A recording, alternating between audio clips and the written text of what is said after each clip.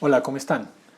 Las organizaciones en general buscan evitar el ausentismo. El ausentismo, que es ese fenómeno en el que una persona no va al puesto de trabajo, no va a trabajar, ya sea por enfermedades, por calamidades domésticas, por problemas económicos o accidentes.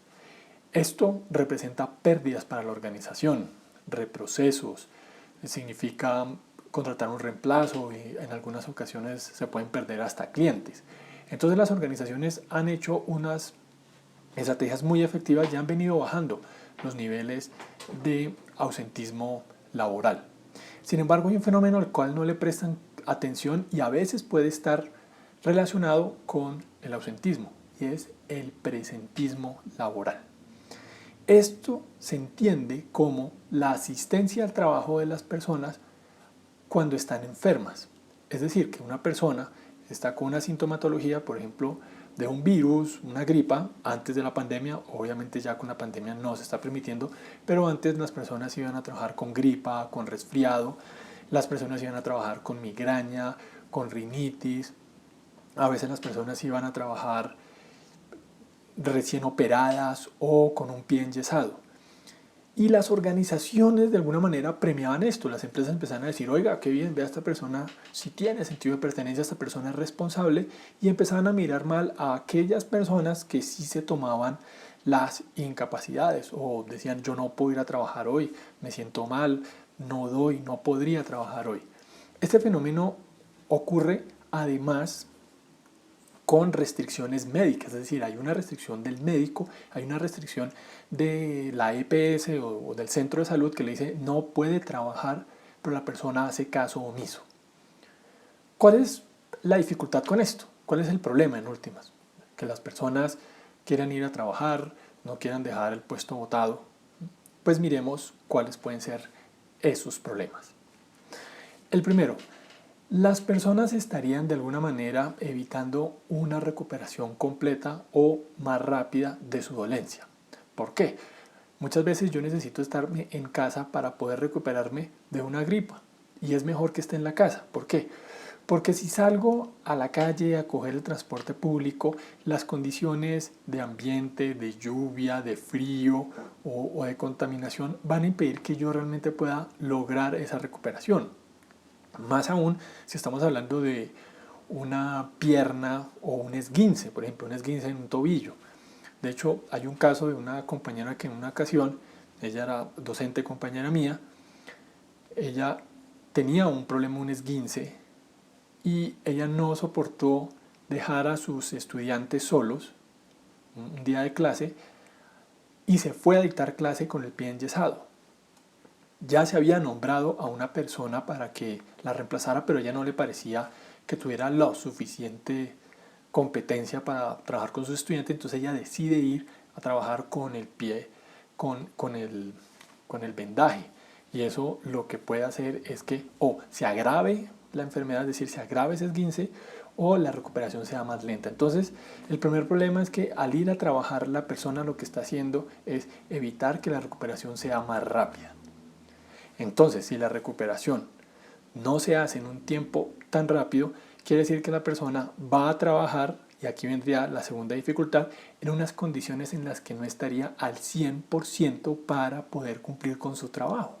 Entonces, esta persona que le está doliendo la cabeza, que está con gripa, con rinitis, con fiebre, empieza a sentir que no da lo suficiente. Y es lógico porque está enferma, porque necesita descansar, porque necesita aislarse. Pero va a trabajar pensando que tiene que hacer las labores, y en ese sentido lo que hace es que su trabajo no sea tan productivo como podría hacerlo si está en buenas condiciones. Entonces el segundo problema es que la productividad de esa persona va a bajar, y eso lo muestran las encuestas, eso lo muestran los estudios. La productividad es más baja en el presentismo que en el ausentismo. En este sentido, pareciera que es mejor que la persona se ausente a que venga a trabajar. Entonces estamos midiendo mal las cosas diciendo, oiga, ¿nos parece bien que venga a trabajar? No, no debería venir a trabajar, y de esa manera recuperarse rápido y llegar en buenas condiciones. Algunos estudios han enfocado en eso, han dicho, tengan cuidado organizaciones, no permitan que vaya la gente enferma, además por otro aspecto. Aquí viene otro punto. Y es que pueden ser foco de infección. Ya con la pandemia, con el coronavirus, hemos tenido un gran aprendizaje sobre cómo es que se puede transmitir un resfriado, una gripa. Y ojalá, después de que acabe todo esto, sigamos teniendo ciertos patrones o ciertos hábitos de bioseguridad, como por ejemplo, si la persona está enferma, que por favor no venga, o si en últimas llegara a venir, aislarla o tomar todas las prevenciones, continuar con el aireamiento de cada uno de los espacios, continuar con el lavado de manos, con la desinfección de algunos elementos, sería clave para evitar el foco de infección. Pero la persona que viene a trabajar muchas veces se vuelve un foco de infección. ¿Y eso qué es lo que va a producir? Pues que haya más personas enfermas, más pérdidas para la empresa, más pérdidas para la productividad. Entonces, esas personas muchas veces tratando de mostrar algo bueno, tratando de mostrar, porque son bien intencionadas, tratando de mostrar que hacen un buen trabajo o que tienen mucha responsabilidad, muchas veces lo que hacen es generar más problemas. ¿Por qué se presenta esto? ¿Por qué una persona llega a decidir ir a trabajar aún estando enferma? Lo que nos muestran los estudios es que lo primero es cómo la empresa está premiando este tipo de conductas. Es decir, si una empresa premia estas conductas, pues será más fácil que ocurra esto. Entonces lo primero es que hay que mirar en las organizaciones la manera de evitar que las personas vayan a trabajar enfermas. Aquí empezamos a mirar todo lo que hacemos en la promoción de hábitos de vida saludable, y en esa promoción de hábitos de vida saludable debe estar precisamente una advertencia de no venir a trabajar cuando estén en esas condiciones. Ese es un punto.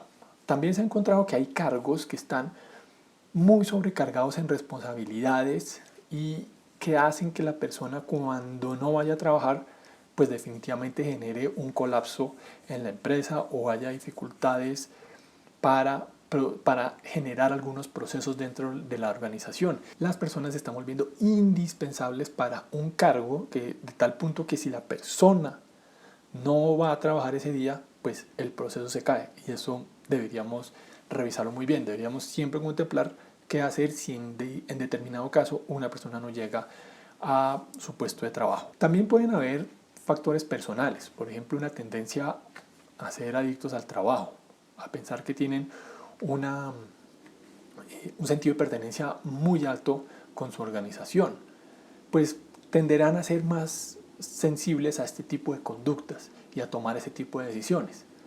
Pero lo primero que debemos mirar es qué está pasando a nivel de la organización, qué estamos haciendo como organización para evitar este problema. De hecho, vuelvo y repito, se pierde más plata con el presentismo que con el ausentismo. ¿Será que en ocasiones hemos logrado bajar el ausentismo pero ha subido el presentismo?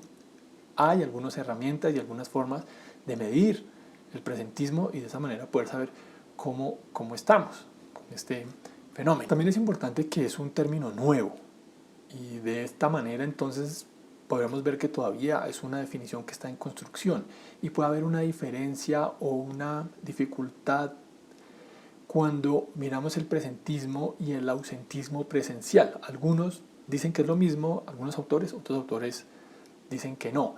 El ausentismo presencial es cuando alguien va al trabajo y no realiza las actividades que debería realizar. Es decir, se distrae en redes sociales, ya haciendo actividades personales, realizando otro tipo de búsquedas o de actividades que no tienen que ver con su labor y pasan todo el día sin cumplir con sus metas. Entonces, ese es otro aspecto que deberíamos analizar, pero en principio el presentismo va a ser esa conducta de asistir al trabajo enfermos, va a generar mayores pérdidas en la organización y la cultura organizacional debe orientarse a evitar ese tipo de conductas.